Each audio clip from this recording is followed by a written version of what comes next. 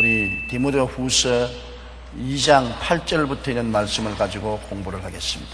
8절 우리 다 같이 읽겠습니다. 내가 전한 복음대로 다윗의 시로 죽은 자 가운데서 다시 살아나신 예수 그리스도를 기억하라. 내가 전한 복음, 바울 선생은 내가 전한 복음, 나의 복음이라고 말하는 것입니다. 바울 선생의 복음 전도 사역은 괄목하고 놀라운 것은 바울은 예수님 살아계실 때 3년 동안 따라다니며 그리스도에게 배운 12제자하고는 틀립니다.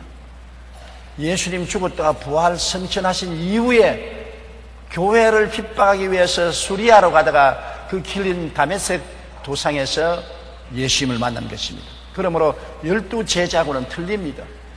12제자는 예수님이 육신으로 오셨을 때 택한 사도들이고, 바울은 예수님이 죽었다 부활하시고 난 다음 천상에서 불러서 택한 사도인 것입니다. 그러므로 사람에 의해서 부름받은 것도 아니고 사람에 의해서 만들어진 것도 아니고 아버지 하나님과 예수님이 직접 다메섹 도상에서 바울에게 나타나셔서 사도로 부르신 것입니다.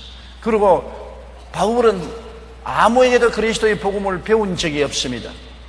그는 예수님의 사도들에게 복음을 배운 것도 아니고 문자를 통해서 책을 읽어서 배운 것도 아닙니다. 예수님이 다메섹 도상에서 그에게 나타나자 그는 그 길로 아라비아 사막으로 들어가서 아라비아 사막에서 3년 동안 움막치고 주님 앞에 엎드려서 있으면서 놀라운 계시를 받은 것입니다. 바울 선생이 전도한 복음은 모두 다 사람에게 배운 것이 아니라 아라비아에서 3년 동안 기도하면서 성령으로 주님이 직접 가르쳐 주신 것입니다. 그렇기 때문에 예수님이 살아계실 때 행적은 12사도가 다 말씀을 잘하고 있지만은 죽었다가 부활하신 그 내용은 바울 선생만 지금 소상하게 설명을 한 사도는 없습니다. 바울 선생은 예수 그리스도의 죽었다가 부활하신 그 의미, 그 구속 역사를 얼마나 분명하게 가르쳐 주셨는지, 역사상 바울 사도가 없었으면 정말 예수 그리스도의 죽었다가 부활하신 그 내용, 그것을 오늘날처럼 우리가 깨달을 수 있었을까 의심할 수밖에 없습니다. 그와 같이 바울은 직접 하나님께로부터 받은 계시입니다. 사람에게 배운 것도 아니고 사도들에게 배운 것도 아니고 직접 아라비아 3년 동안 사막에서 기도하면서 하나님께 받은 계시입니다. 그래서 바울 선생은 말하기를 내가 들은 복음도 아니요 내가 배운 복음도 아니요 직접 하나님께로부터 받은 내가 전한 복음인 것입니다. 바울이 전한 복음은 뭡니까? 예수 그리스도는 인간의 혈통으로는 다윗의 가문에서 태어났었습니다. 왜냐하면 예수님은 성령으로 잉태되었지만은 그 아버지 요셉도, 양아버지 요셉도 다윗의 혈통이고 그 어머니 마리아도 다윗의 후손인 것입니다. 아버지도 어머니도 혈통상 족보를 따져가면 다 다윗의 혈통에서 나온 것입니다. 성경에는 다윗의 혈통에서 구주가 날 것이라고 예언되어 있기 때문에 그것을 증명하기 위해서 실제 예수님의 태어난 근본은 성령으로 말미암아 아버지 없이 태어났지만은 그러나 인간적인 계보를 통해서 보면은 예언한 그대로 다윗의 혈통에서 요셉도 마리아도 태어난 것입니다. 그러므로 내가 전한 복음대로 다윗의 시로 죽은 자 가운데서 다시 살아나신 예수 그리스도를 기억하라. 단지 계통이 혈통이 다윗의 후손이 아니라 죽은 자 가운데서 인류 최초로 살아나심으로 하나님의 아들로 인정된 것입니다. 실력으로 인정된 것입니다. 예언의 다윗의 후손으로 태어났으니까 메시아라, 그런 정도가 아닙니다. 실력으로 그는 죽었는데 사흘 만에 사망과 음부를 철폐하고 살아난 것입니다. 할 말이 없어요. 당신 정말 하나님의 아들이냐, 당신 정말 구주냐고 질문할 수가 없는 것입니다. 당당한 실력으로 살아나셔서 너희 중에 나하고 경쟁하려거든 죽었다가 살아나보라, 그렇게 말하면 입이 다물어집니다. 어떤 왕국의 신하가 임금님에게 찾아와서 임금님, 그리스도 교보다 더 좋은 종교를 내가 만들었습니다. 내 종교를 임금님이 허락하여 이 나라에 퍼뜨리게 해 주시옵소서. 이게 임금님이 그가 지은 논문을 보고 신경없이 웃으면서 자네 논문은 잘 지었다. 글은 잘 찍었는데 내가 자네에게 부탁하고 싶은 것은 죽었다가 부활해라. 네가 죽었다가 부활하면 이 종교가 참된 것이고 죽어서 부활하지 못하면 깡통이다. 그러면서 자기 부활을 불러서 이놈을 목을 쳐서 죽여라. 그러면 부활하면 이 논문이 참말이겠네. 아이고 안 할랍니다. 안 할랍니다. 날 살려주십시오. 그랬다는 이야기가 있는 것입니다. 자기가 전한 것을 보증하기 위해서는 죽었다가 부활해야 확실한 구주인 것을 나타내는 것인데, 오늘날 역사상 많은 위대한 성령 군자들이 왔습니다. 구원의 길을 외치고 구원의 길을 가르쳐 준다고 했지만은 다 죽고 소리가 없습니다. 죽고 부활 못했었어요. 나도 죽는 종교를 남이 믿어서 어떻게 살 수가 있는 것입니까? 유일하게 예수님만이 구원의 복음을 전하고 난 다음에 직접 죽어서 무덤에 들어간 지 사흘 만에 부활하셔서 우리에게 나타나신 것입니다. 그러므로 다윗의 씨에 태어난 주님은 죽은 데 가운데서 다시 살아나신 예수 그리스도라는 것을 머릿속에 꼭 기억하라는 것입니다. 요사이 많은 사람이 자기가 하나님의 아들이라고 하고 20세기에 태어난 구주라고 하고 그런 사람 얼마나 많습니까? 이단 사설이 혈통을 대고 자기가 구주라고 하는데, 우리가 기억해야 될 것은 죽었다가 부활 안 한 사람은 가짜입니다. 사흘 동안 무덤에 들어갔다가 나와야 진짜지. 그런 사람은 과거도 없었고 지금도 미래도 없습니다. 우리가 기억할 것은 예수님만이 다윗의 혈통에서 나어났고 죽었다가 부활하신 참 구주가 되시는 것입니다. 그 이외에 다른 길을 따라가면 안 되는 것입니다. 저는 이번에 일본에 가서 더욱더 느낀 것은, 과거에 30년 동안 일본에 선교했지만은 일본에 복음이 들어가기가 너무나 힘이 들어요. 1억 2천만 인구 중에 명목상으로 예수 믿는 사람 100만이라 하지만은 실제로 교회에 나오고 구원받은 사람은 3, 40만 명밖에 안 되는 것입니다. 1억 2천만 명 중에 3, 40만 명밖에 예수를 믿지 않으니 얼마나 안타까운 일인 것입니까? 이 예수 그리스도의 놀라운 구원, 믿으면 구원받고 믿지 않으면 멸망받는데, 이 구원의 복음이 우리 한국보다 더 빨리 일본에 전파되었건만은 일본의 영혼들이 마음을 열어놓고 예수를 믿지 않는 것입니다.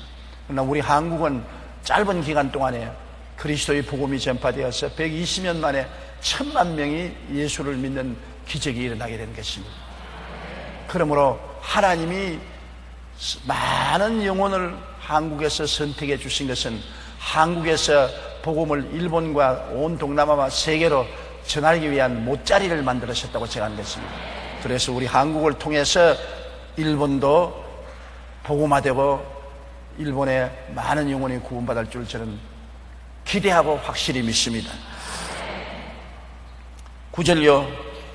복음으로 말미암아 내가 죄인과 같이 매이는 데까지 고난을 받았으나 하나님의 말씀은 매이지 아니하니라. 바울이 왜 헐벗고 굶주리고 고통을 당하고 감옥에 들어갔습니까? 무엇 때문에 로마의 감옥에서 사형을 기다리고 있습니까? 복음 때문에 그런 것입니다. 복음을 반대하는 마귀의 공격인 것입니다. 이 세상의 나라는 여러분 세 종류의 나라가 있습니다. 하나님의 주권에 복종하는 미국과 같은 나라인 것입니다. 대통령 취임할 때도 성경 위에 손 얹고 대통령 취임합니다. 그와 같이 하나님의 주권에 항복하고 하나님의 다스리심을 받기를 자원하는 나라인 것입니다. 그런 나라는 미국이나 영국이나 구라파 여러 나라들은 하나님의 은총과 축복을 넘치게 받아서 선진국이 된 것입니다. 하나님의 주권에 복종하는 나라. 두 번째 종류의 나라는 하나님의 주권에 관해서 무관심한 나라. 하나님이 역사하든 말든 방해해 놓지 않고 회방하지 않는 일본과 같은 나라인 것입니다. 일본은 하나님 주권에 직접 저항하지 않습니다. 하나님이 오시든지 말든지 나는 관심 없다. 예수를 전하든지 안 전하든지 관심 없다. 회방 안 한다. 얼마든지 전해라. 교회도 얼마든지 세워라. 그러나 정부에서는 간섭 안 한다. 무관심주의, 하나님의 주권에 대해서 무관심한 것, 복종도 안 하고 다스림을 받지 않은 무관심주의의 나라들, 특별히 그런 나라가 일본이 중심적인 나라인 것입니다. 그러나 하나님의 주권에 대항하는 나라, 하나님의 주권을 막고서 교회를 부숴버리고 그리고 성령의 역사가 일어나지 못하도록 예수 전도하는 사람을 잡아 감옥에 가두고 죽이는 이슬람교 국가권들과 공산권 국가들, 하나님의 주권에 직접 대항을 합니다. 하나님의 주권에 직접 대항하는 소련 공산당은 70년 만에 박살이 나서 망해버리지 않습니까? 하나님 주권에 도전했다가는 흥할 수가 없는 것입니다. 하나님의 주권에 도전하면 망하는 것입니다. 예수님께서 내가 돌로 비유해서 이 돌에 부딪히는 자는 깨어지겠고 이 돌이 떨어지면 가루가 된다고 말했습니다.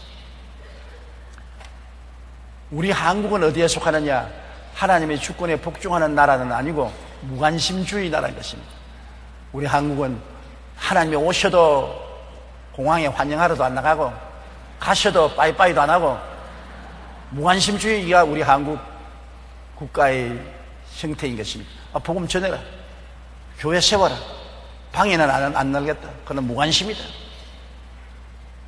그러나 북한은 어떻습니까? 하나님 못 들어온다, 교회 못 세운다, 전도 못한다, 말씀 못 읽는다, 적극적으로 주권에 대항하는 그러한 처지에 놓여 있는 것입니다. 바울 선생은 로마에 복음을 전할 때 로마는 적극적으로 하나님의 주권에 대항하는 나라인 것입니다. 예수 믿는 사람을 다 잡아 죽이고 교회를 다 파괴하고 엄청난 핍박을 행한 것입니다. 이러한 마귀가 주장하는 나라에 바울은 잡혀가지고서 사형은 노를 받고 죽을 날을 기다리고 있었습니다. 복음 때문에 그렇습니다. 사기쳐서 그런 것도 아니고 살인을 누명을 쓰고 그런 것도 아닌 것입니다. 예수 그리스도의 복음 때문에 잡혀서 죽음의 날을 기다리고 있는 것입니다. 또 다른 면에서 보면 하나님은 바울 선생에게 큰 상을 주려고 작정한 것입니다.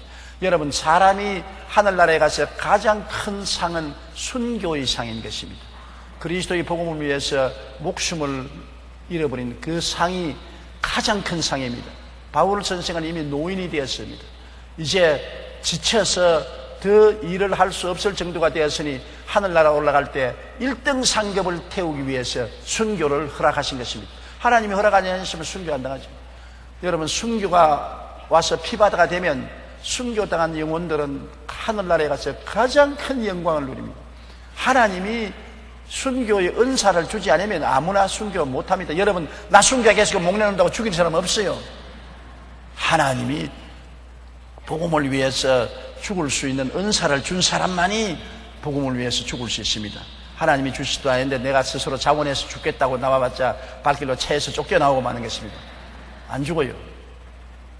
그러므로 바울 선생이 감옥에 들어간 것도 복음을 위해서 고난을 받는데, 복음 전하는 바울은 감옥에 갇혀 놔도 하나님 말씀은 감옥에 갇힐 수 없어요. 왜냐하면 바울이 감옥에 있으면서 보초들에게 복음을 증거해가지고서 보초들이 예수 믿게 말고 시자의 임금님의 가족들에게도 전도가 되어서 그 시자의 가족들 중에 예수 믿는 사람이 많고, 바울에게 근처 갔다면은 예수님이 묻어나와요.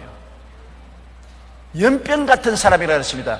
연병이 들린 사람 곁에 가면 병이 오르지 않아요.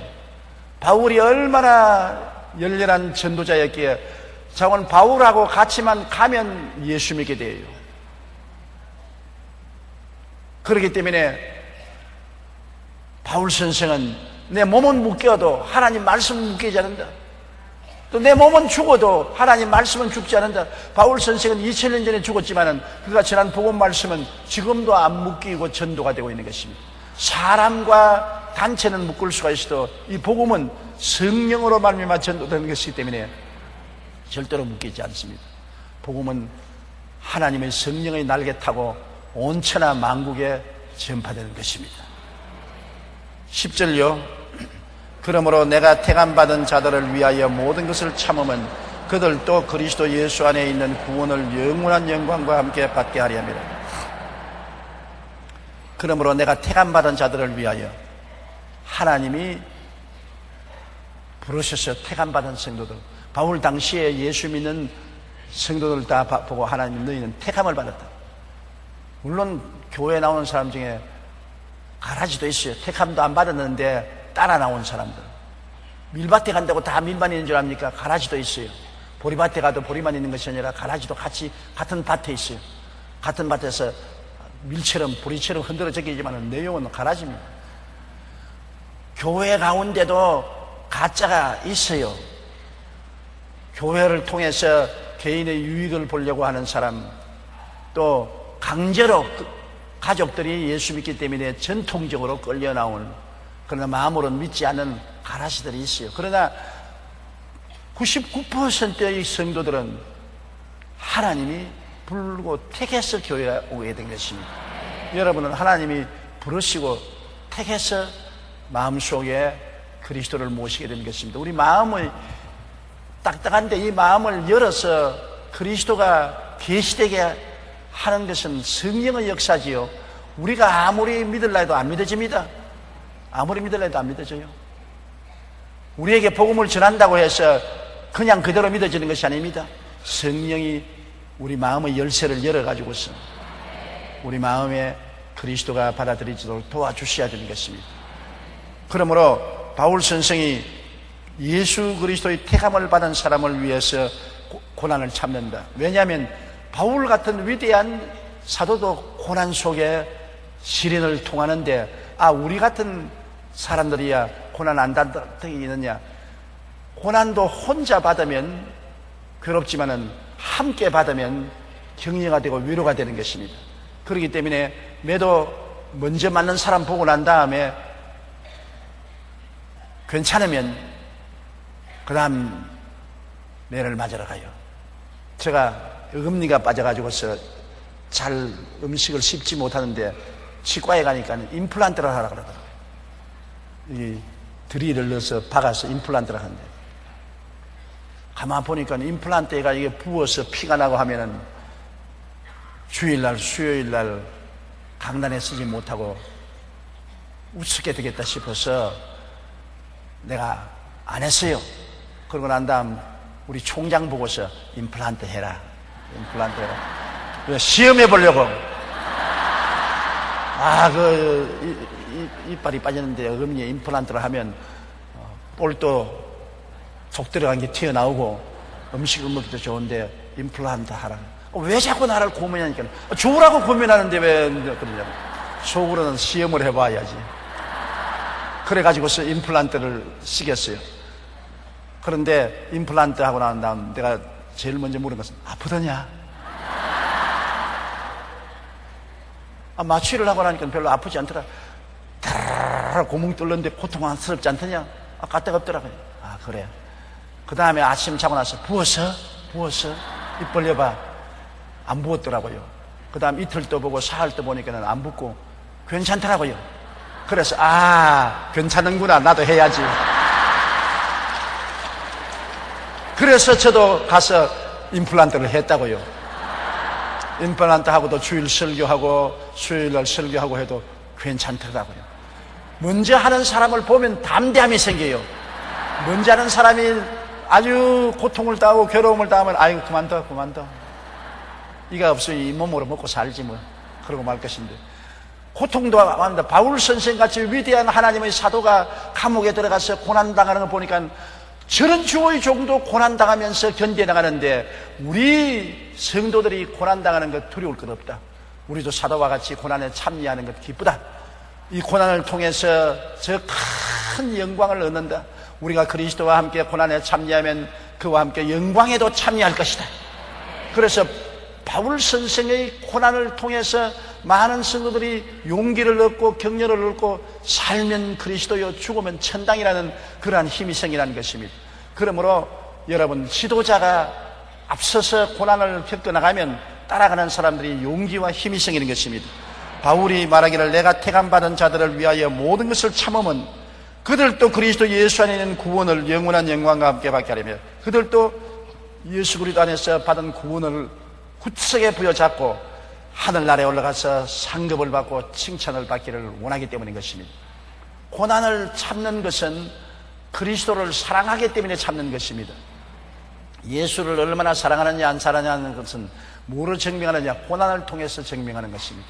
고난이 다가오면 예수 그리스도를 사랑하는 사람은 고난을 참지만은 그리스도를 사랑하지 않은 사람은 고난을 당할 때 버립니다.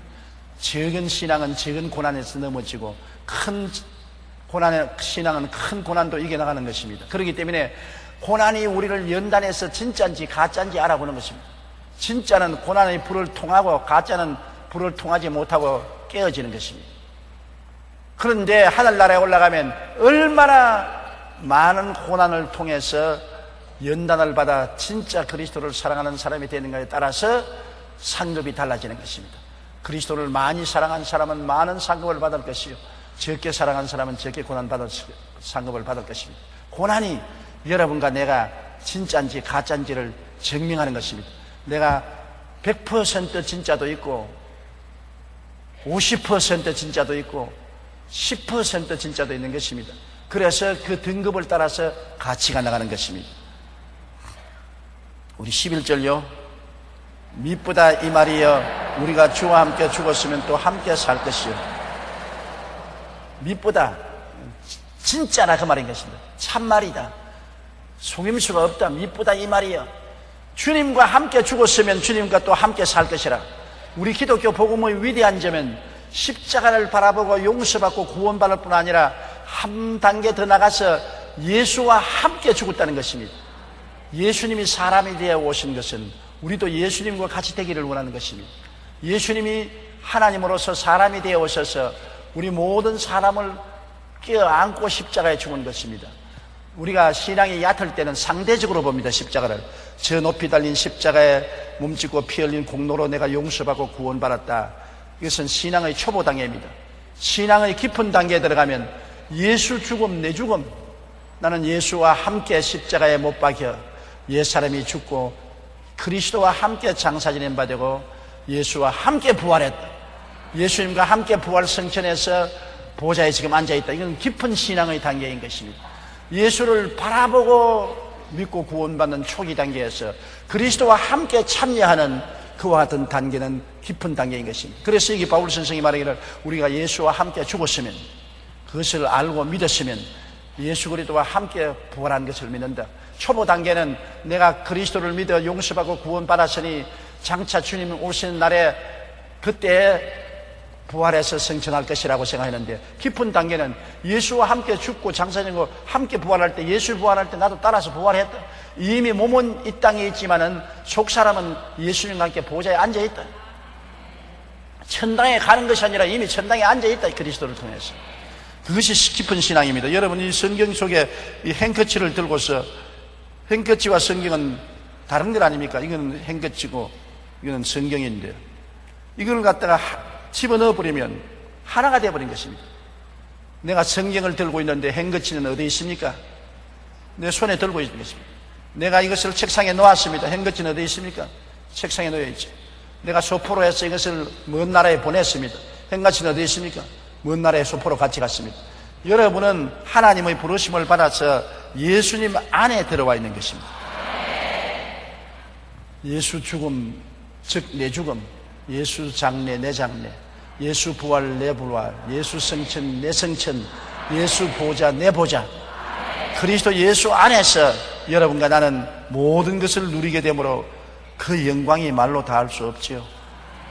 그러므로 그리스도와 함께 죽었으면 우리가 함께 살 것이요. 12절요. 참으면 또한 함께 왕노로 달 것이요. 우리가 주를 부인하면 주도 우리를 부인할 것이라. 참으면, 고난을 참고 믿음을 굳건히 잡고 있으면 나중에 주님과 함께 만왕의 왕, 만주의 주로서 온 세계를 주님 다스릴 때 함께 다스리는 것입니다. 예수님이 우리의 남편이고 우리는 예수님의 아내가 되었으니 부부 일치 아니니까 주님이 다스리면 함께 그리스도와 다스리게 되는 것입니다. 그러나 우리가 이 땅에서 고난당하고 괴로울 때 주를 부인하면 주님도 우리를 모른다고 하는 것입니다. 입술로 시인하는 것이 얼마나 중요하냐면 사람이 마음에 믿어 의롭게 되고 입으로 시인하여 구원에 이릅니다. 난 속으로 믿는다. 그거는 수정란이 아닙니다. 계란이 병아리가 될 수 없습니다. 속으로 아무리 믿어도 입으로 내가 그리스도를 시인해야 구원에 이르게 되는 것입니다.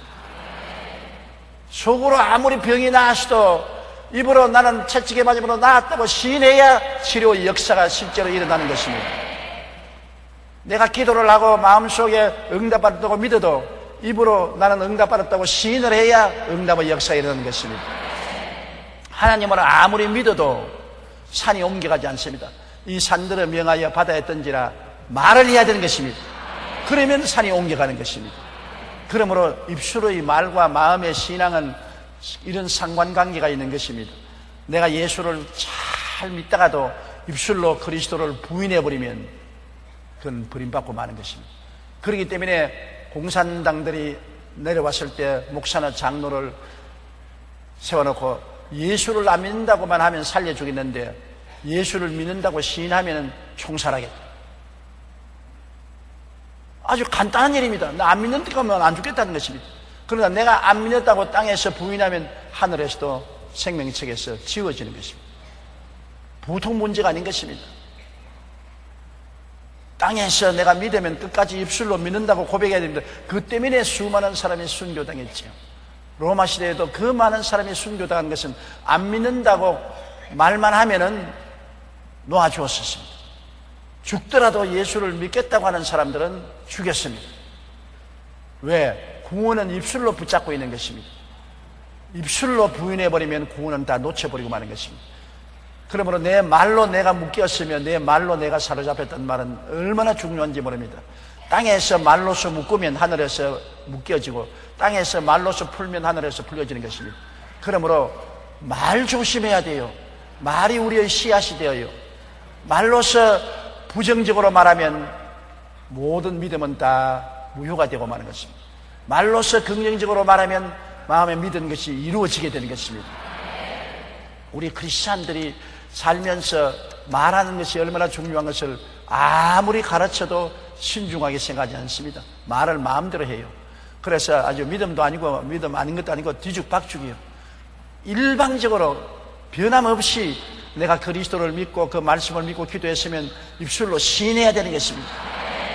따라 말씀해. 사람이 마음에 믿어 의에 이르고 입으로 시인해야 구원에 일어나니라. 마음에 믿고 입으로 시인해야 되는 것입니다. 이거는 언제나 손에 손을 잡고 걸어가는 것입니다. 두 다리와 같습니다. 마음에 믿고 입으로 시인하고 그러면 앞으로 전진하지요. 마음에 믿고 입으로 시인하지 못하면 자빠지지요. 많은 성도들이 기도하고 난 다음 자빠지고 기도하다 나면 자빠지고 앞으로 못 나가요. 입술로 부인하기 때문에 그런 것입니다. 우리는 엄격하게 입술로 시인을 해야 되는 것입니다. 특별히 병들어서 고생하는 사람, 열심히 기도하고 기도원에 가서 기도하고 마음에 믿음이 생겼습니다. 믿음이 생겼는데 아직 몸에 안 나타나니까 안 나았어. 나는 아직까지 병들어 있어. 그럼 마음의 믿음도 다 취소입니다. 그러나 마음에 믿음이 들어왔으면 눈에는 아무 증거 안 보이고 귀에는 아무 소리 안 들리고 손에 잡히는 거 없어도 나는 마음에 믿음대로 나음을 입었다.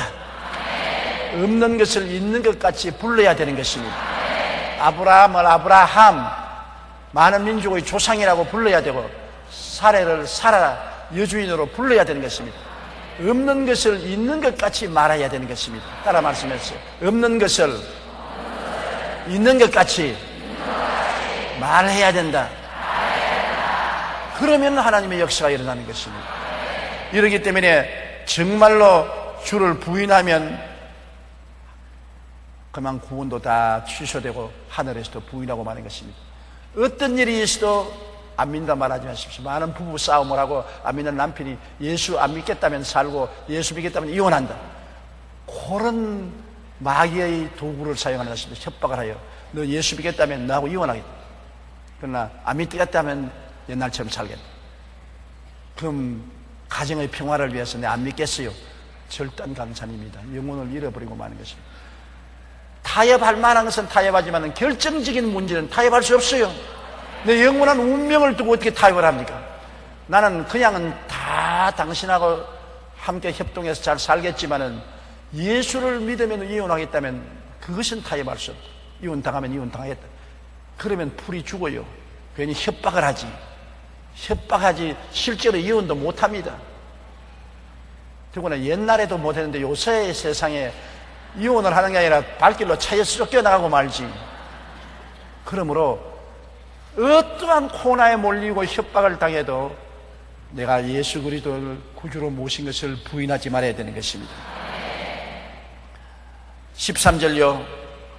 우리는 밑범이 없을지라도 주는 항상 밑보시니 자기를 부인하실 수 없어요. 우리는 성실하지 않아요. 우리는 신뢰할 만한 사람이 못 돼요. 우리는 거짓말도 잘하고 배신도 잘해요. 우리는 밑보지 않아요. 예수 믿고 난 다음 밑본 사람이 되려고 노력을 늘 해요. 아담과 하와의 자손들은 자기의 이익이 되면 신뢰할 수 있고 손해가 되면 다 버리고 포기하고 배신하는 것이 아담의 후손들의 성격인 것입니다. 우리는 흔들흔들하지만은 우리 주님은 끝까지 믿으시다. 주님은 주의 말씀을 전가하기 위해서 피로써 도장을 치신 분이에요. 주님은 거짓이 없으신 것입니다. 주님이 말씀하시면 저 하늘이 무너지고 이 땅이 꺼져도 변하지 않습니다. 주님은 변하지 않기 때문에 우리가 그 변하지 않은 말씀을 잡고 기도할 수 있는 것입니다. 우리 기도가 했다가 그만두었다 하지 말고 주의 약속에 있으면 그 약속을 믿고 끝까지 매달릴 수 있는 것은 아무리 태풍이 와도 움직이지 아니하고 아무리 지진이 와도 무너뜨리지 않은 것이 예수님의 말씀인 것입니다. 우리가 예수님의 말씀을 가졌다는 것이 얼마나 행복한지 몰라요. 예수님의 말씀이 우리 속에 있으므로 우리는 굳건하게 설 수가 있는 것입니다.